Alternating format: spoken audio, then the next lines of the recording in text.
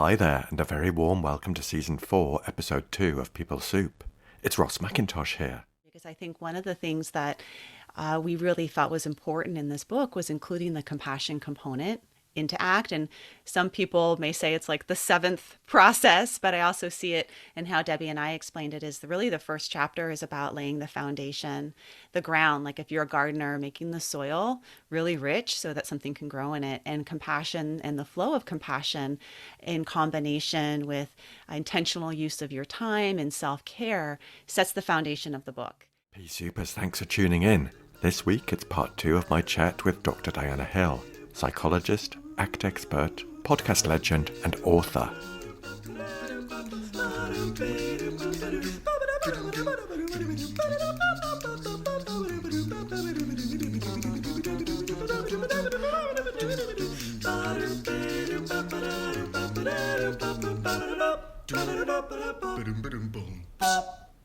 PeopleSoup is an award-winning podcast where we share evidence-based behavioural science in a way that is practical, accessible, and fun to nourish your mind to flourish at work. We cover loads more in our chat. We discuss Diana's book that she co-wrote with Debbie Sorensen, the ACT Daily Journal. We talk more about hermit crabs, perspective-taking, compassion, and how we're living in a culture that is overstimulating our competitive drive and also our sense of self. Listen on to hear more about the process of co-writing a book, and there's a fabulous takeaway for these turbulent times. In other news, reviews are in for part 1 of my chat with Diana. Over on Facebook, Becky Quick said, "Another brilliant conversation, Ross. I felt deep resonance with Diana and her weaving of these beautiful spiritual and psychological threads together. Can't wait for part 2. Jamie Otterson said, "Thanks for sharing this." Richard Coates said, "Excellent weekend listening ahead." And Annette Shaw said, "This is fantastic, Ross.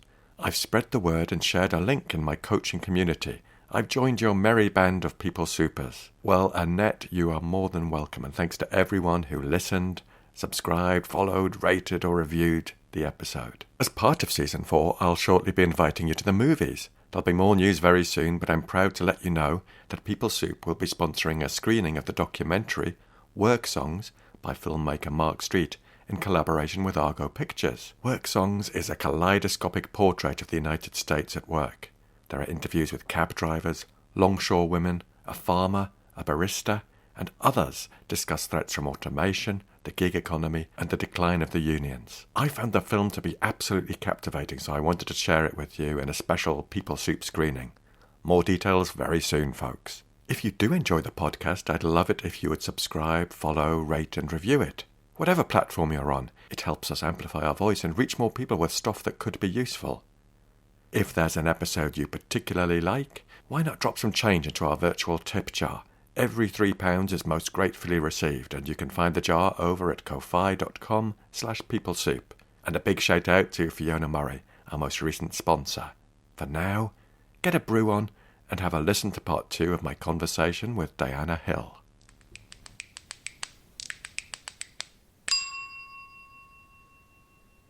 So, Diana, I want to turn to the book that you've co-authored, and it's called the ACT Daily Journal, Get Unstuck and Live Fully with Acceptance and Commitment Therapy, alongside Dr. Debbie Sorensen.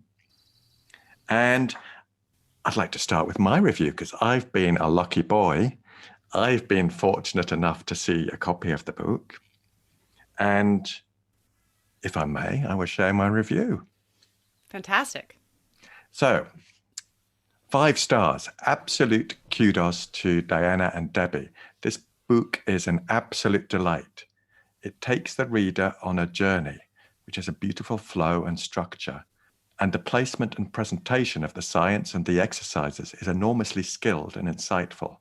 A standout feature for me is the stories that you and Debbie share from your own lives, which really built that connection. It made it both personal and relatable for me. And it's written in such a way that it helps the reader recognize the complexity of our own human existence and gives us practical steps that we can take to develop our own psychological flexibility. Awesome work. And I'd like to finish my review with a quote from the book, which is one of those stories from you, Diana. And it it just spoke to me so much. I just wanted to share it with the PeopleSoup as my listeners. So let me just have a look. I've always been afraid of falling. As a kid, I wouldn't climb trees and never made it past the bunny slopes skiing. In yoga, I conveniently step out to use the bathroom when it's time for headstands. Then I learned that falling is part of committed action. In an ACT workshop, Kelly Wilson stood, wobbling in a yoga tree pose, and said, "What if falling were part of the pose?" Falling on purpose was radically freeing for me. If I fell on purpose, it meant I could try all sorts of things: surfing, a podcast, homeschooling, starting new friendships. Today, committing to falling on purpose opens my life to fresh opportunities. So I'm so grateful that you and Debbie have written this book, Diana. Thank you. Thank you. Thank you. What a incredibly kind and thoughtful review. It made me tear up a little bit, Ross. We haven't, it's sort of interesting when you put something out there like this, there's so much of the potential for the inner critic and the what were we thinking and what are other people thinking, and I appreciate you reading that falling on purpose comment, because it's so true that I'm incredibly harm avoidant and probably one of the most psychologically inflexible people that I know, and I think that's probably why I'm also drawn to ACT or to writing a book like this, because it's very much a path of how do I unpack this for myself so that I can then also help my clients or the people that I'm working with apply it in their lives. Wow. Yeah. And it really did touch me, that story. That's why I chose that quote, because I've enjoyed the book enormously, and it's been a real privilege to have that advanced sight of it. So I'm really excited. So when does it come out? Comes out May 1st. And I actually have a little offering now. If people order it through my website, they can get a workshop of ACT with Compassion that I do, a free workshop of using ACT with Compassion, because I think one of the things that we really felt was important in this book was including the compassion component into ACT. And some people may say it's like the seventh process, but I also see it in how Debbie and I explained it is really the first chapter is about laying the foundation, the ground, like if you're a gardener, making the soil really rich so that something can grow in it. And compassion and the flow of compassion in combination with intentional use of your time and self-care sets the foundation of the book. And from there, we go into the 6 core processes of ACT, and we do it in a way that's like using the story, but also breaking the process down so that even someone that's you're a very experienced ACT practitioner. And what I would hope is that even a very experienced ACT practitioner could get something out of this, but then they could hand it to their client that has no experience, and they would get something out of it too. And so it's a place where we get to try these skills on a daily basis and with practice. And that's what we know about behavioral psychology. How do we learn things? We learn things through regular practice. Learning is done best when it's connected to some kind of emotional content and personal, content through story. When you work with kids, you teach them through story, right? And so using the emotional content and the story aspect in the book was very important for learning. And then the actual practice, experiential practice and writing components of it, so that really you're not just, a lot of times I'll read an ACT book and that's what I'll do. It'll be this passive process of reading an ACT book. It's sort of like how I sometimes would learn in school, and nothing would stick. But actually doing it is a way to begin to embody the processes so that you really become more psychologically flexible in the different domains of your life. And I kind of have this vision, because I think it's what I've been looking for, because quite often I'll go into an organization. I'm a freelancer. I go into an organization and I'll deliver an ACT-based program. I'll also bring in compassion-focused therapy. I'm obsessed with bringing compassion into organizations and showing there's more research emerging about showing the business benefits of compassion and using that as a persuader and linking it to things like psychological safety in the workplace. I digress. But I go in and I deliver maybe a 3 or 4 session ACT program, and then I leave. And I might not see those people again. And I'd love to leave them with something where they could chart their progress and continue to evolve their own practice. Because the reason I deliver a session over 3 or 4 workshops is so we get that chance for behavioral rehearsal and practice, and going away, coming, oh, I've tried this and it worked like this, or I forgot to do anything. So we get people more accustomed to that skill of noticing and practicing, using some of the techniques and the tools, but to have something afterwards that would be like, create this kind of tail for their experience. I think it would be something quite magical for them. And as well as being magical, it would be really practical. Yeah. And it's a reference book too, right? So a lot of times we're like giving this fire hose of information of all these, when you're an experienced ACT practitioner, they flow. It's like, oh yeah, the 6 core processes, I can name them off on my fingers, blah, blah, blah, blah, blah. But I do remember what it was like to learn ACT, and this sort of like grinding quality to it of like, oh, I can't remember which is which, and our heads get too heady, right? But I do think it's helpful to have that reference manual that you can go back to and be like, okay, what are they meaning by perspective taking? Because perspective taking has many aspects to it. It's the ability to take perspective on your own self stories, but it's also the ability to step back into a more sort of broader, spacious place where you start to feel more interconnected. And you can start to take perspective on yourself from different angles, but then you can also practice empathy and take perspective of others. So there's a lot that's packed into just this one core process of perspective taking. And when in something like the ACT Daily Journal, we build that out and we break it down into bite-sized pieces so that you can see, okay, it's not quite so simple. Even though it is simple, some of it isn't simple. So I think that would be fantastic. And I love ACT. It's interesting because in writing the journal, I felt like my hands were tied a little bit because I'm such a verbal teacher, and I'm probably like you, Ross. Like, I love to be in a space teaching, doing exercises, really physicalizing these processes. So for example, with perspective taking, I might have people take their hands and make them into 2 O's. And you could do this now with me. Take your hands and put them into 2 O's, and then you put the O's right over your eyes like you're wearing goggles. And these goggles are often our self-stories, our beliefs about who we are and who other people are. And if you look around, you kind of move your head from side to side, you can see how your periphery vision is really limited and your view is really limited, right? So with perspective taking, there's 2 steps to it. The first is moving our hands away from our face and taking a look at our hands, and seeing that we have a little bit more room, like, okay, this is a story, and I can start to identify maybe my right hand is the I'm not good enough story, and my left hand is the I'm better than you story, and we can hold both. Yeah. We're so interesting. I can believe that I'm not good enough and at the same time believe that I'm better than, right? So we can have these self stories that are limiting. And then the first step is just noticing that, like, wow, okay, I can take perspective on this as a story.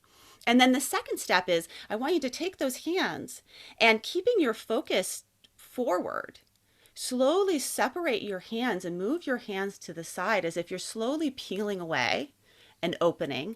And notice your brain's tendency to want to choose a hand to focus on, but just keep your attention forward as if you're expanding and opening your awareness all the way to a more panoramic view, so that your hands come all the way to the side and you can see in the corners of your eyes your hands, but really you're focusing your mind forward. And then you can even drop your hands and keep that spacious panoramic view, so that now you have a fuller perspective on you, on your story, but also one that is interconnected, and that's really a 360 perspective, because you can feel it expands all the way behind your back and all the way around the room. And so that's the power of something that's so simple, like perspective taking. Now, that's hard to write in a book. So I don't always do exercises like that. But then once you've felt that in a workshop with you, Ross, and I'm sure you have really cool stuff that you do with people, once you felt it in the workshop and then you go home and you have the book, you can start to say, okay, yeah, that's what perspective taking is. That's that expansive awareness where I'm interconnected and bigger than the small me that I get caught up in. And oh yeah, here I am, goggles on. I'm only seeing, you're in a fight with your partner, with a friend, with your mom, with your dad, with your kid. You know what you're doing? Goggles on. you know? And so you can feel that feeling of, well, this is when my goggles are on, that I'm caught up in a self story. And now I also know the feeling of what it's like to be not caught up in the self story. Even though the self story is there, I didn't cut your hands off. I didn't strap them behind your back. I just gave you a little bit more room to take perspective on yourself and your life. And then with that room and that openness, we have more flexibility to move about the world. We see with a little bit more clarity and we move more freely, which is really what psychological flexibility is all about. I love that. That was such a powerful exercise. I did it along with Diana there, and it was just like beautiful, right? I'm having that exercise. I can't wait to use that with leaders, for example. Yeah. Yeah. And giving credit to it, it's an exercise that I actually learned from a meditation teacher that teaches Tibetan Buddhist principles. So it's a teaching of stepping into, and she didn't do goggle eyes and self story and all of that, because that's all Diana's, spin on it. But what she did do is stepping into an open, spacious awareness, which is very much part of Tibetan Buddhism and some of the higher level Tibetan teachings. And that's what a lot of people say about ACT is like, wait a minute, this is all familiar.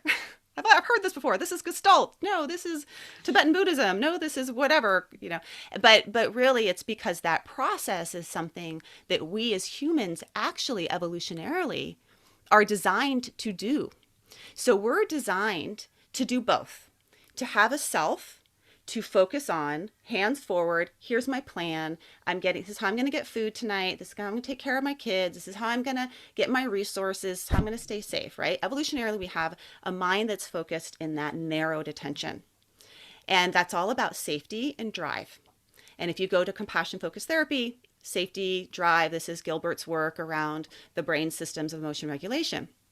Now, we are also designed to have a panoramic view, to be looking at the horizon, which actually neuroscience is showing that looking at the horizon activates allocentric parts of your brain. We're designed to look at the horizon. We're designed to have our eyes open and be curious. When I interviewed Judd Brewer, he talked about opening your eyes wide activates a feeling of curiosity and openness that is actually more interconnected, and it kind of can help you get out of habit loops like anxiety, right? So we're designed to be interconnected species because we are highly, highly social species that need to look at the horizon and need to know who's around, who are our helpers, who is part of my community, because I'm completely interdependent upon my community. And that has not changed, but what has changed is that we live in a culture that is overstimulating our competitive drive, as Gilbert has said many, many, many times, but we also live in a culture that is overstimulating the sense of self. And so when I mentioned earlier, I've been so resistant to social media. Why? Because that is part of the sense of self, the me, the self-promotion. Every time we're on a Zoom meeting, there's me that I'm looking at with you. I have two of me, Ross. It's not only just me, there's two of me, and then there's me. I'm so sick of me. It's disgusting, right? But so we overstimulate this sense of me and the self, and we need more practices that help us look at really how interconnected we are and interdependent we are. And that, in part, is what is going to not only heal our relationships, but also heal our planet. Because a lot of the struggles that our planet has is because of this inability to see the ecosystems that we humans are part of a larger ecosystem. And we're all interdependent and we all impact each other. And there is no independence as much as we want to believe that we are independent and that we have a certain number of followers or whatever, and that makes us have value. Yeah. So that's just my little shtick on perspective taking. But I think that one skill, you can see how you could unpack it in so many different ways across so many different domains of your life and find it helpful. I've got a vision of what any organization I work with, of sitting with an executive committee, the leaders of an organization, and just inviting them to do that, and noticing that they can't see everyone around the table when they do that. No. And noticing how those stories about themselves might be impacting the way they show up in that meeting. Yeah. Yeah. So the right hand might be a story about you and the left hand might be a story about them. And not only does it limit you from seeing your periphery or feeling connected to somebody else, right? It also is really unsatisfying. It doesn't feel good to live in a life that has a narrowed perspective and view. It may feel safe. And I love Gilbert's example of sort of the man on the porch may feel, quote, he's seeking safety, but he doesn't feel safeness, which is, I would add, the man on the porch with his dog. The man on the porch with his dog feels safeness. He doesn't need guns. He's relaxed. The dog's in the sun, right? But so a lot of times our attempts, and this is where sort of I think compassion-focused therapy maps onto ACT, is that our attempts to seek safety or our drive, that threat system and that drive system, actually what they end up doing is make us feel less safe and make us feel more hyper-competitive and more alone. And it becomes an emotional avoidance cycle. So our striving and our doing and our drive is the modern day emotional avoidance. You'll talk to lots of highly successful people. You'll talk to them, and what you'll actually will find is that they actually don't feel content, even though they have a tremendous amount of drive. And that when they don't feel content, they go to drive to seek content, a feeling of satisfaction. And it becomes a cyclic modern day samsara. So I don't feel good. I don't feel content. I don't feel connected. So I'm going to work really, really hard so that I can get myself, bigger, better, more famous, more money, more power, more whatever.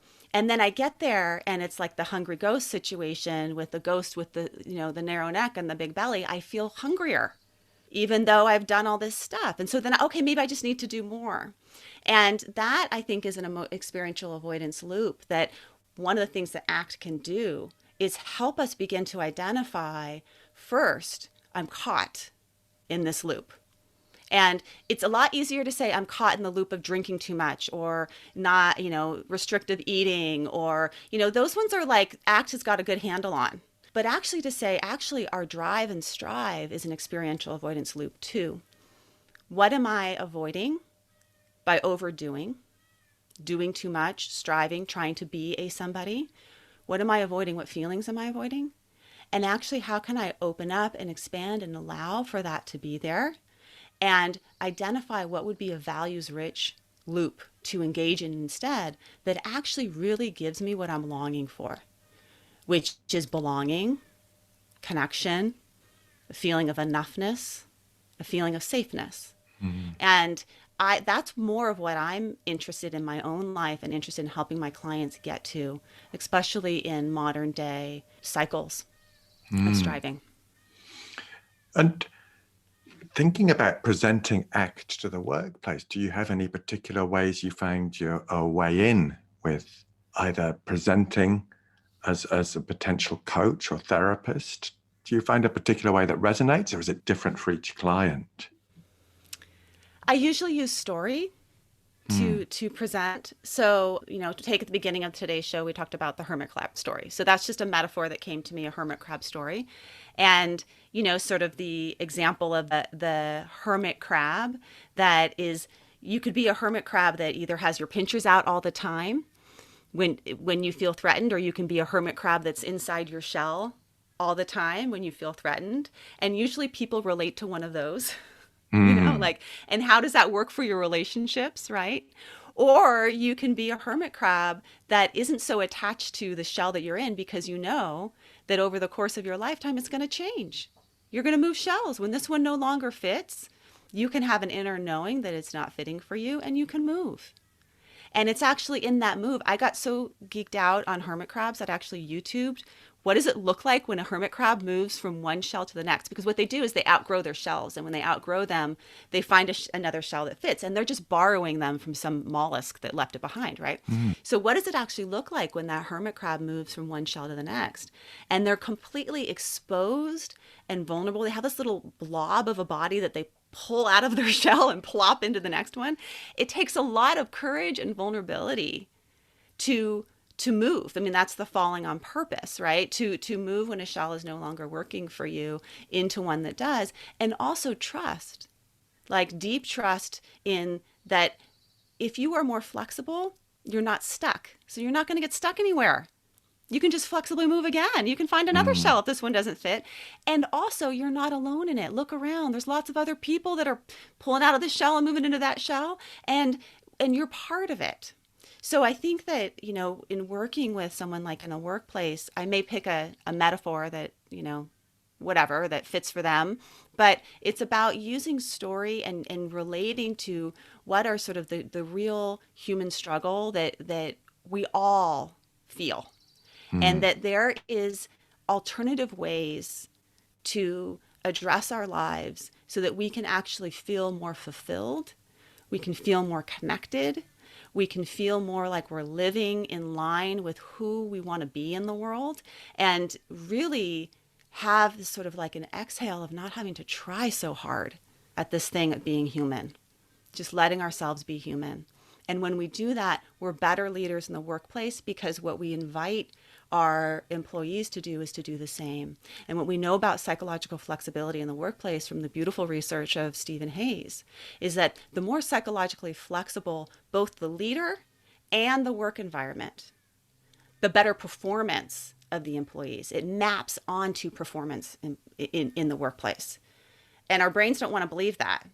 But the research shows it. And sometimes the research can disprove what our brains say. We think we just need to be more controlling, but that doesn't actually pan out in terms of the research.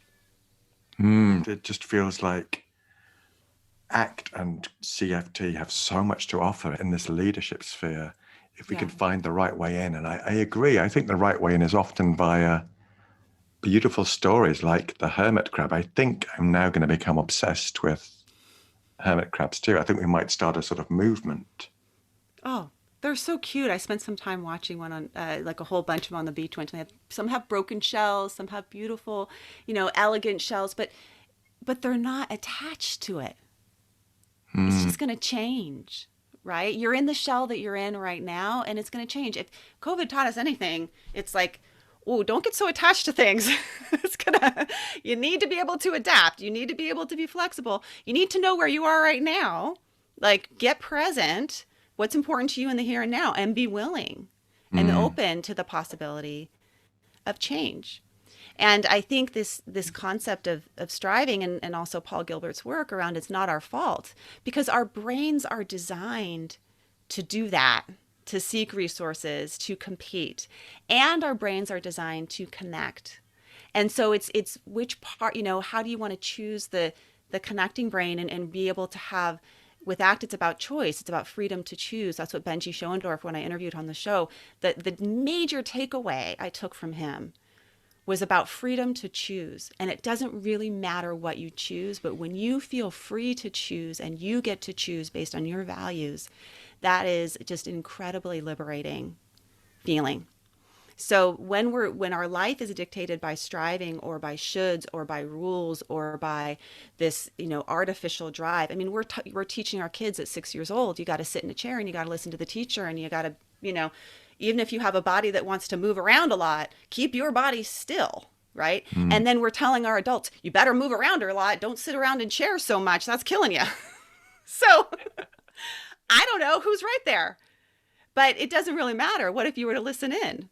And figure out, like, my body wants to move. My body needs to stay close to the ground. I need to, this is what's important to me. And that we have freedom to do that and freedom to choose. Thank you. And I'm curious, I've got this real curiosity about writing a book and the process of writing the book, particularly as your co-authors.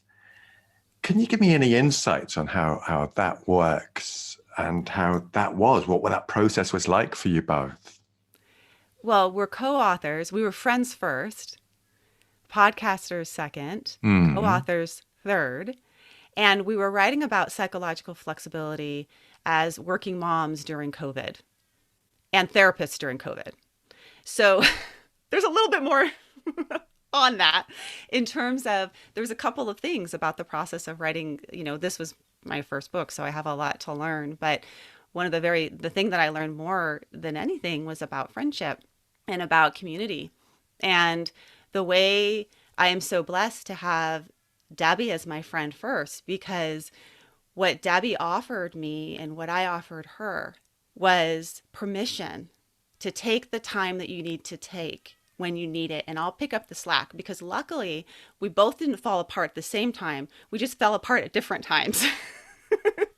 And so I would be falling apart, and go back to insomnia. I had a period of time, this is like the worst sleep hygiene you can imagine, where I would wake up in the middle of the night and I'd have like all these ideas and I would go write. And then I'd go back to bed, and it was making me sick. I mean, I was just like, that's not going to do well for you long term. And so I was in that space of like, okay, whoa, I need to pause and step back and practice what I preach here. Where is my compassionate action? Where is my self-care? Hey, Debbie, can you help me out with this? And really, I'm a big believer in, I am not any different from the person reading this book, and that I need this as much as you do. And that's why I'm writing it. And so it's from a lived experience for both of us of how psychological flexibility plays out in our own lives. And then also just the differences between us, because Debbie is just delightfully Debbie. She's like super relaxed, and she'll take a deadline to the last minute. I think it's late if it's not 2 weeks early, so we are just this beautiful yin yang for each other in a lot of different ways, and really see the beauty in each other's process. And so for me, it was about friendship. It was about learning that my way is not the highway. It was learning that under stress and pressure and a lot of demands, we need to learn how to distribute the load, and that there are people that can help, and that we don't have to do it all ourselves. And then also this practice of falling on purpose, of just throw it at the wall and see what sticks. It's in the end of the day, if it's a flop, it's a flop. It doesn't really, it's just a shell, and there's another one. I'll just move into that one.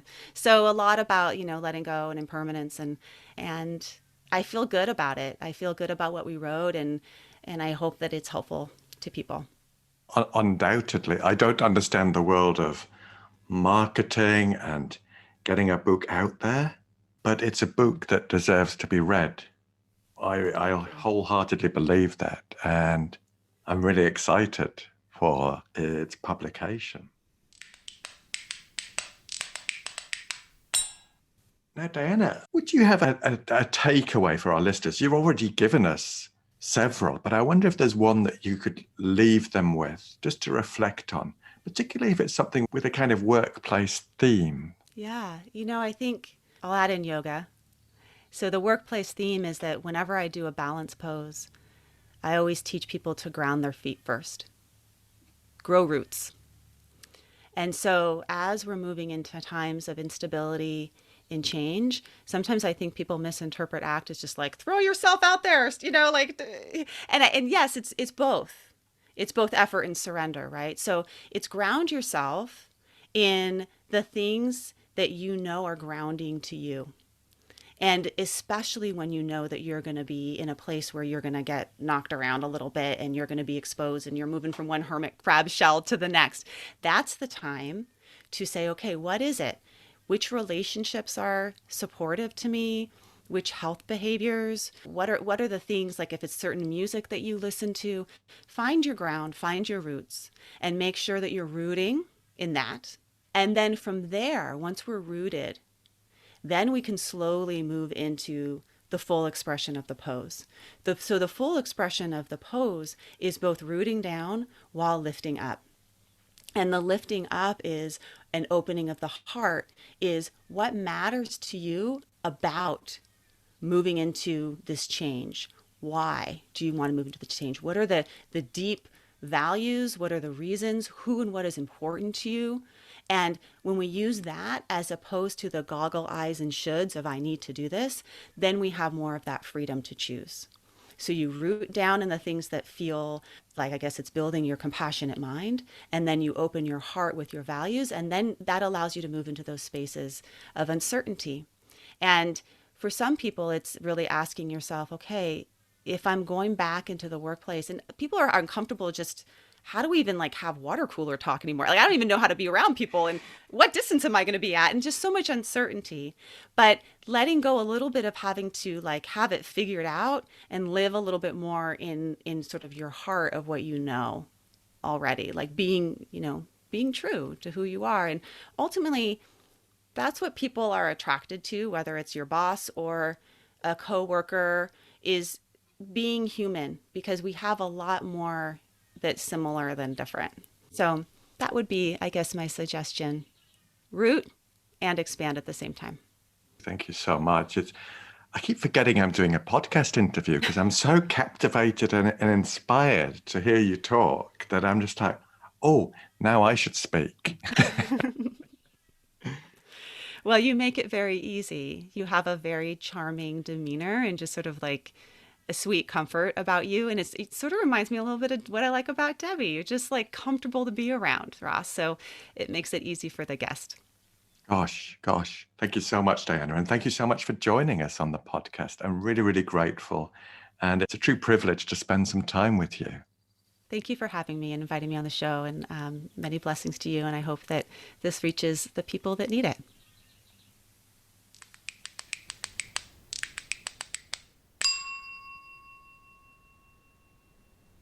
PeopleSoupers, that's it. Part 2 in the bag. Thanks so much to Diana for being such a tremendous guest.